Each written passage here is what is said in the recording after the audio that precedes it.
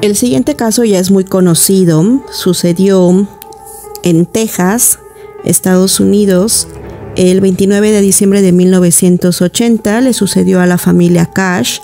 Betty Cash, de 42 años, conducía por una solitaria carretera.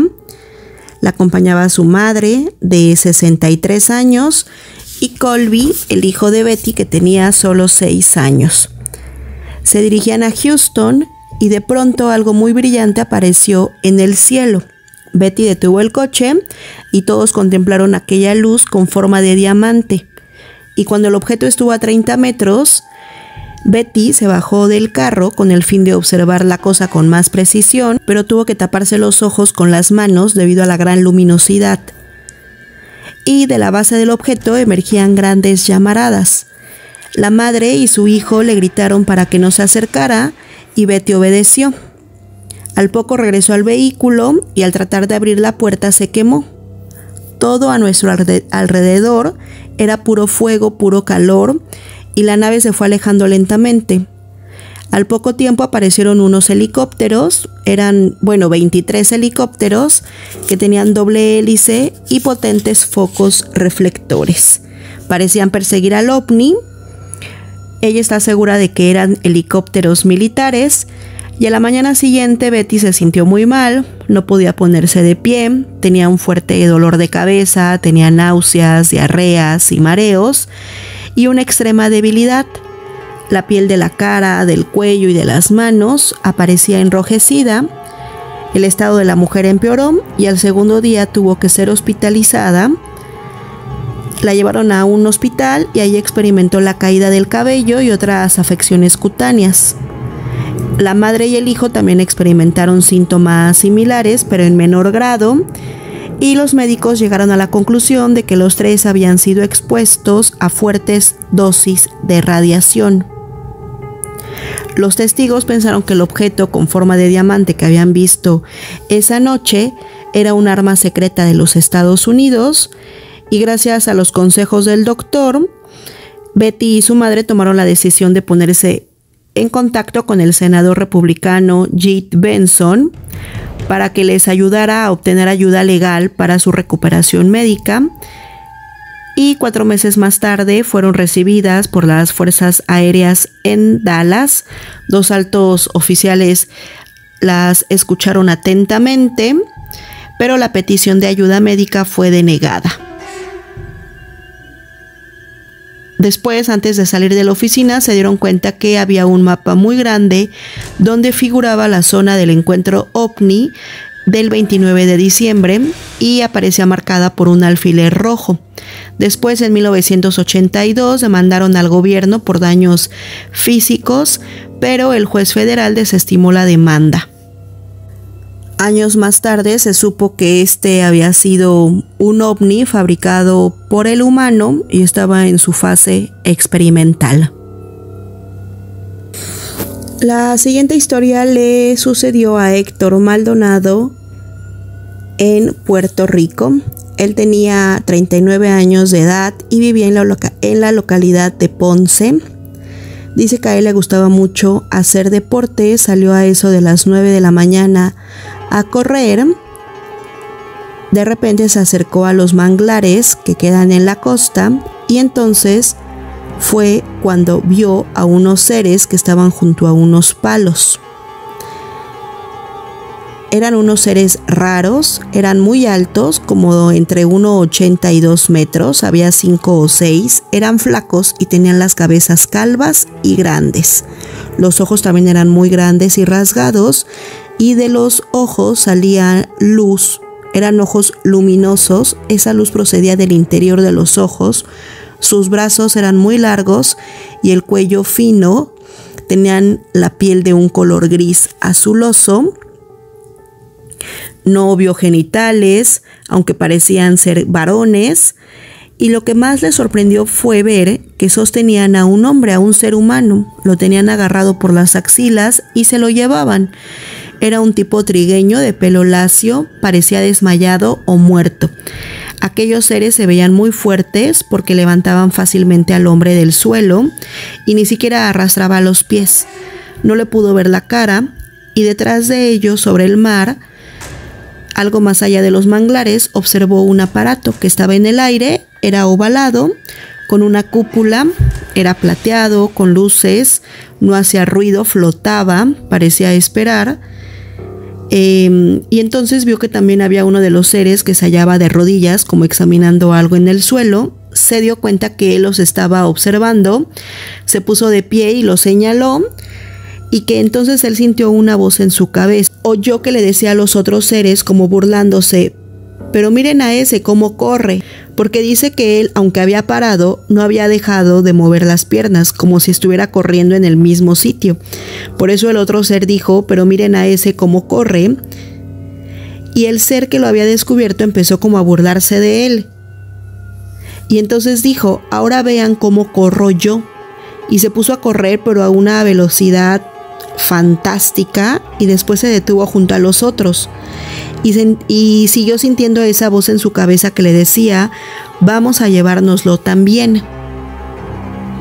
Y que los otros seres le contestaron: déjalo tranquilo, a él no. Entonces dice que él sintió pánico y que empezó a correr de verdad a toda velocidad, y que el tipo se sonrió a este ser que se había burlado de él, empezó a reírse, y que fue cuando le pudo ver la dentadura y que eran dientes de punta como los de los tiburones. Y que el tipo que se burlaba de él le lanzó algo, era como una gota pero más grande que parecía un líquido, y que le dio en el pecho. Y que al tocar la gota él sintió mucho frío, y que entonces empezó a sentirse raro, su cuerpo se entumeció, pero su miedo era tal que siguió corriendo, y la sensación de entumecimiento fue cediendo. Miró hacia atrás y vio cómo se llevaban al hombre hacia la nave. Él continuó corriendo, y al volver a mirar, el objeto ya no estaba. No paró de correr hasta que llegó a su casa, pero no le dijo nada a nadie, porque él pensó: ¿quién me va a creer? La siguiente historia ocurrió en marzo de 1983 en Fabilico, Bolivia, donde los vecinos sufrieron una pesadilla. Es una población perdida en la nada, donde su gente se dedica a la minería, y Juan Fortuncho, de 67 años, contó esta historia.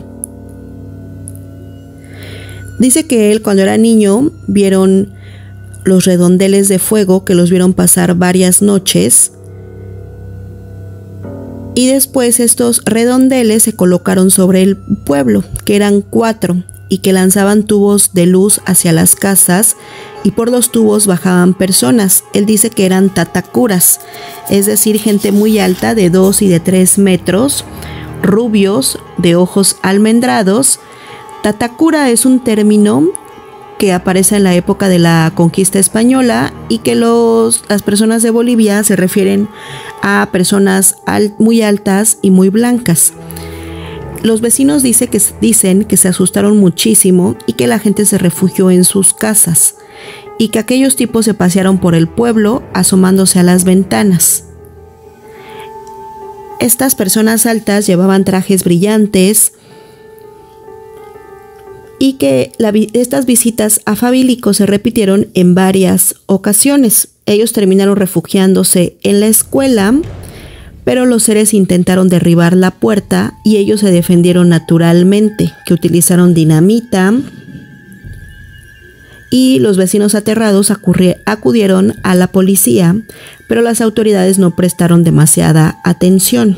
Cuando ellos regresaban a sus casas, escuchaban los gritos de sus esposas, y observaron que 2 individuos trataban de derribar la puerta de su casa como si quisieran entrar.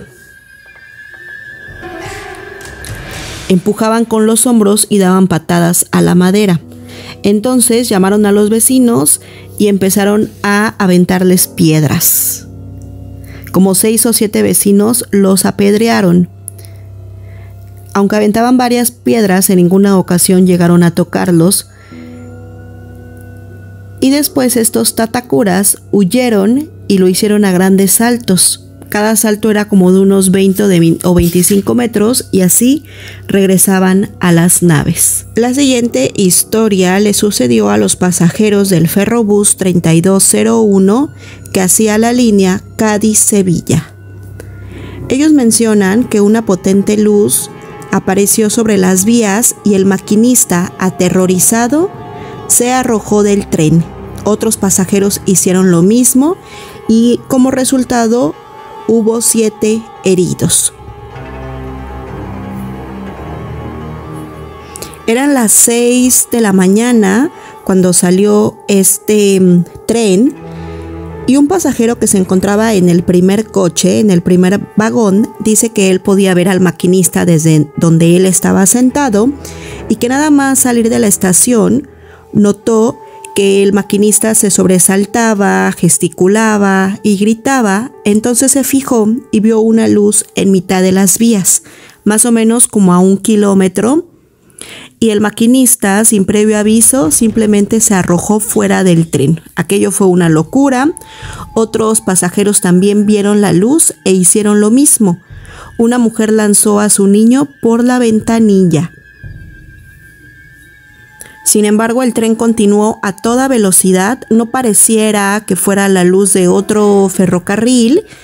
Y bueno, el tren continuó a toda velocidad directo hacia la luz y la gente hizo lo que pudo.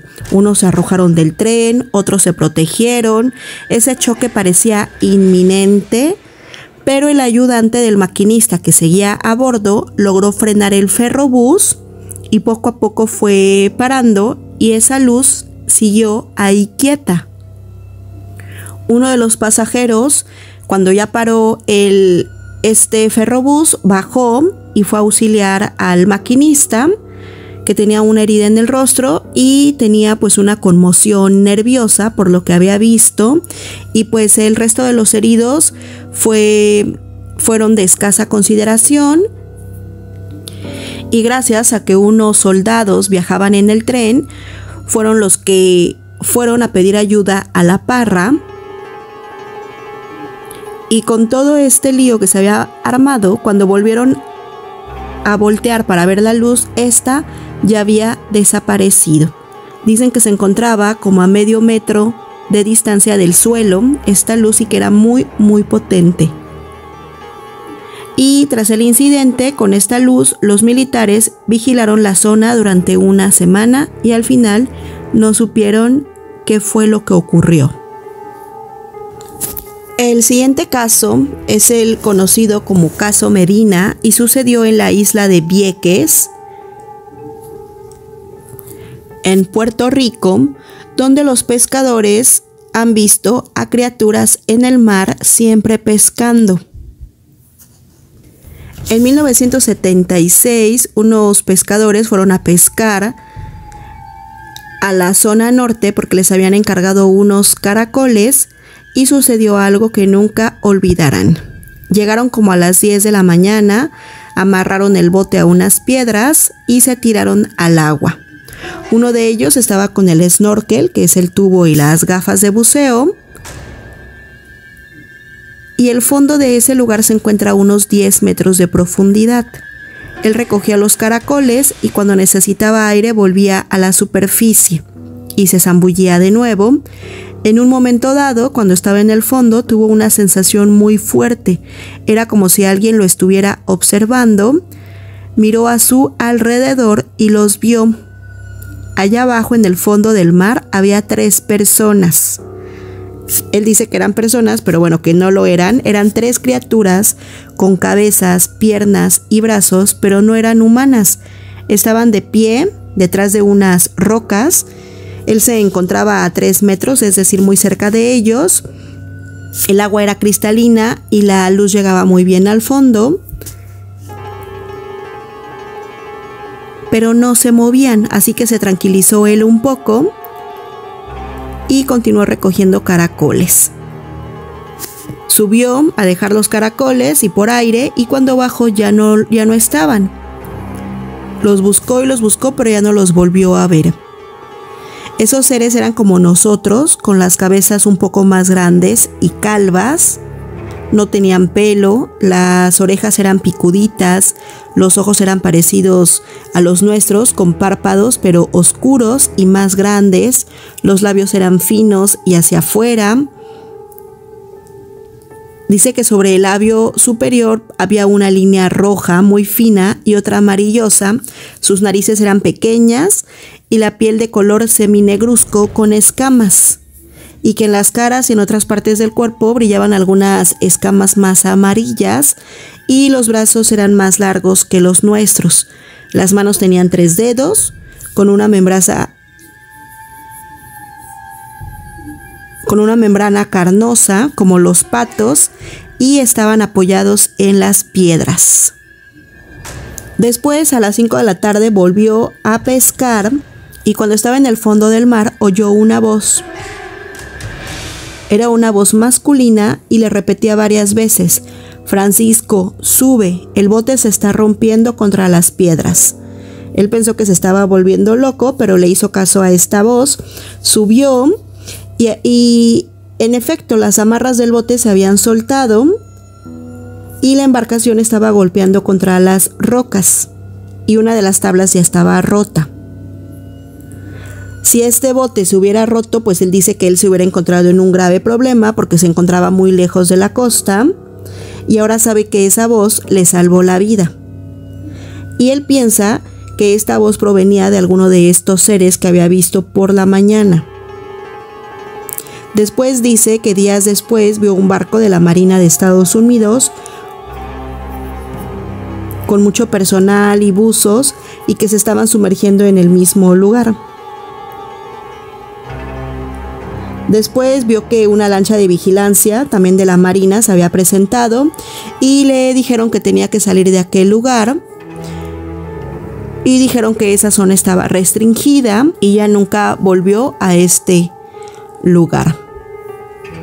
La siguiente historia ocurrió en Arizona, Estados Unidos, en mayo de 1974. Donde la señorita Helen, que es un nombre supuesto, vivía en una pequeña localidad de Arizona y fue diagnosticada de cáncer. La enfermedad no tardó en pasar de la cadera al páncreas, la mujer perdió mucho peso, le dieron muy pocos meses de vida y una noche a eso de la 1 de la madrugada despertó sobresaltada de un sueño que tuvo y alguien la llamaba por su nombre. Le decían que se montara en su coche y que se dirigiera a un lugar a 7 millas del pueblo. Al llegar a ese lugar, que esa voz la fue guiando, quedó perpleja porque en el campo flotaba un enorme objeto. Era blanco y redondo y de la nave salieron 2 criaturas de pequeña estatura, que tenían grandes cráneos y ojos enormes. Vestían buzos metálicos y las criaturas trasladaron a Helen al interior del ovni y la tranquilizaron. Le dijeron que solo la querían ayudar. La colocaron sobre una mesa muy fría y metálica y la examinaron con un instrumento de color rojo parecido a una seta, a un champiñón. Pasaron el aparato sobre el cuerpo y le dijeron que padecía cáncer. Y le explicaron que el mal estaba muy extendido, que afectaba al pecho izquierdo, que afectaba al hígado, al riñón derecho, al páncreas y a la vesícula. Y le dijeron que ahora iban a proceder a curarla. Dice que utilizaron una especie de una charola muy grande metálica que situaron por encima de Helen y la hicieron pasar 10 veces sobre el cuerpo. Y la mujer, cada que atravesaba esta charola, en su cuerpo sentía mucho calor y un gran dolor. Entonces, después le inyectaron un líquido de color púrpura en el abdomen y le extrajeron sangre y finalmente le dijeron que estaba curada. Le mostraron un mapa estelar donde ellos le platicaron que ellos procedían de un sistema solar más allá de Orión y después la dejaron junto a su coche. A la mañana siguiente contó lo que le había sucedido en esa noche, pero nadie le creyó. Esa tarde, Helen empezó a vomitar una sustancia negra, la llevaron al hospital y ahí perdió la conciencia. Los médicos pensaron que se moría y 2 semanas más tarde su piel recuperó el color normal y los médicos quedaron desconcertados cuando se dieron cuenta que el cáncer había desaparecido. Nadie pudo explicar qué es lo que le había ocurrido a esta persona y Helen siguió trabajando en su pequeño negocio como si nada hubiera ocurrido. La siguiente historia también es una historia de curación por parte de los extraterrestres y sucedió en Petrópolis, en Brasil. La siguiente historia también es una historia de sanación por parte de los extraterrestres. Los nombres son ficticios. Sucedió en Río de Janeiro y el testigo o la testigo se llama Anastasia María, que es un nombre supuesto. Tiene 37 años, vive en Río de Janeiro y dice que ella trabajó con el señor X hasta diciembre de 1957. El siguiente testimonio también tiene que ver con estas historias de sanación por parte de los extraterrestres.